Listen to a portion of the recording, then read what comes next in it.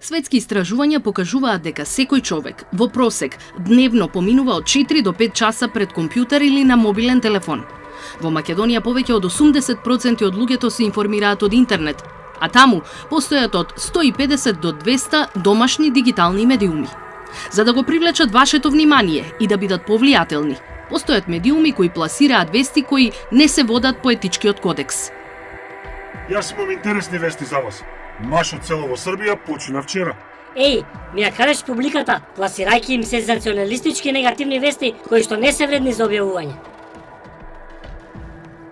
Се разведува најпопуларната двојка која што воопшто не ја познавате. Слушнете ме сите, сонцето може да предизвика рак. Славијата предизвикува рак. Терористи доаѓаат во нашата држава. Метеор се приближува кон земјата, ќе не убие сите. Истражувањата покажуваат дека да се биде популарен на пазарот, но во исто време и професионален, кај нас е многу тешко. Советот за етика во медиумите спроведе истражување, чии резултати покажуваат дека корупцијата во онлайн медиумите најчесто се препишува на нискиот економски стандард и борбата за опстанок на медиумите.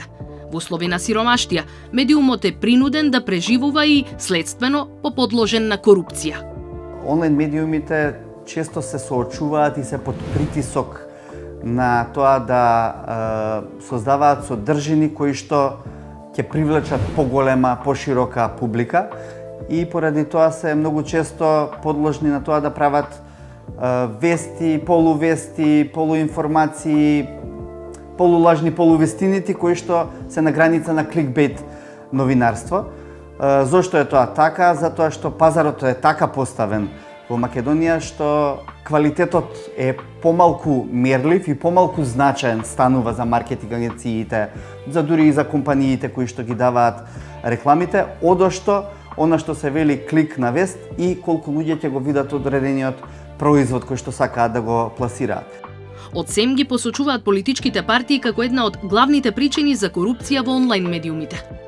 Имаме сведоштва како никнуваат портали на некои 3 месеци, 2 месеци пред избори особено, и тие портали се без импресум, не знаеме кои стои зад нив, кои се тие групации, центри на моќ, на бизнес интерес кои што ги формираат, и тие имаат еднаков пристап до овие пари како што имаат и онлайн професионални редакции.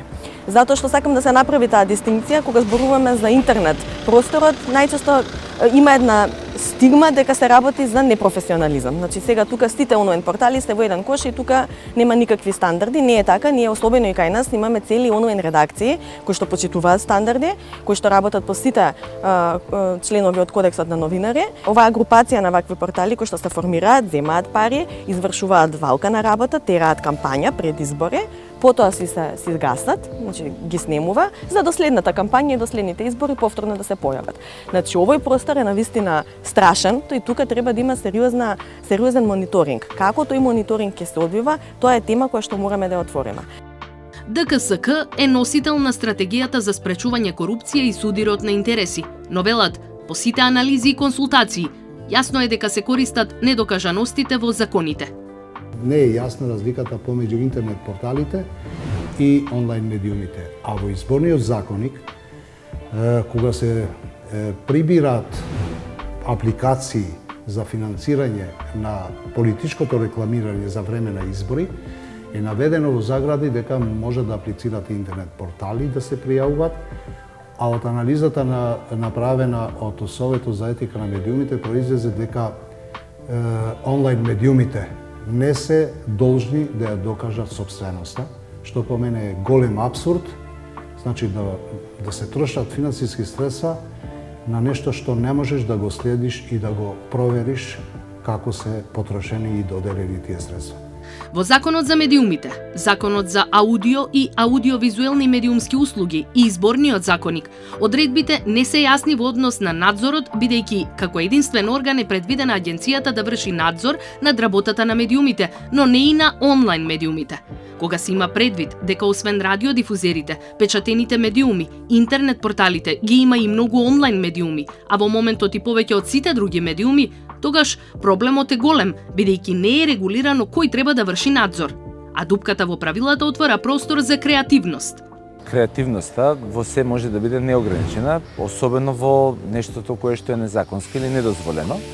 Меѓутоа, она што треба да се прави и од комуниколошки аспект особено е да се промовира тоа што е правилно, тоа што е добро, тоа што е развено.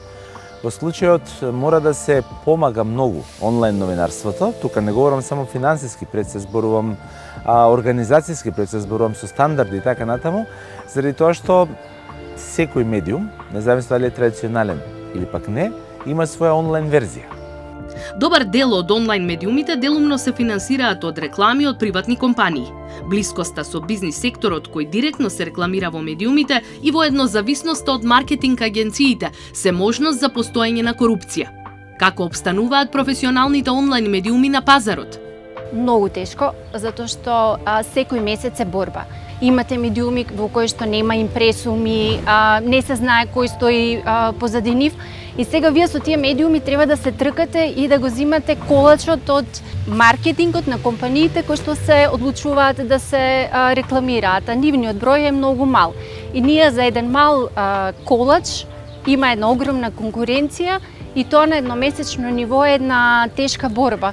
Доколку се случи, не дај Боже да се остане без тој приход, тоа значи дека имаме две опции. Или да го затвориме медиумот и втора опција е да пишуваме и да работиме од љубов.